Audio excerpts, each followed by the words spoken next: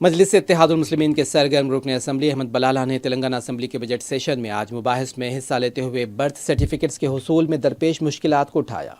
مجلسی رکن اسمبلی احمد بلالہ کا کہنا تھا کہ حیدرآباد کے عوام خاص طور پر اقلیتیں برتھ سرٹیفکیٹس کے حصول میں درپیش مشکلات سے پریشان ہیں۔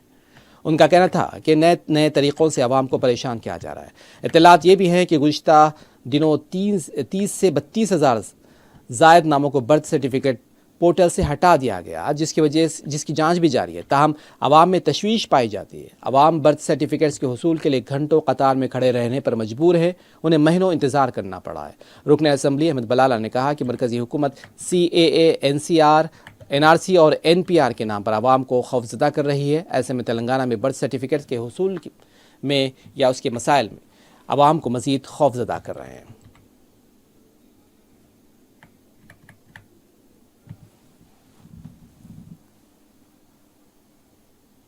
بلالہ صاحب بات کریے۔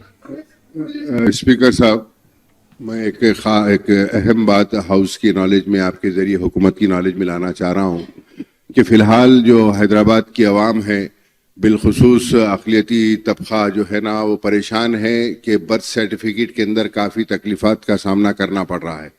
ایک تو مرکزی حکومت نئے قوانین CAA کے تعلق سے اور NCR NPR یہ تعلق سے حکومت عوام کے اندر ایک خوف کا ماحول پیدا کر رہی ہے، اور یہاں پہ برتھ اینڈ ڈیتھ سرٹیفکیٹ کے لیے نئے طریقے نکال کر ستایا جا رہا ہے۔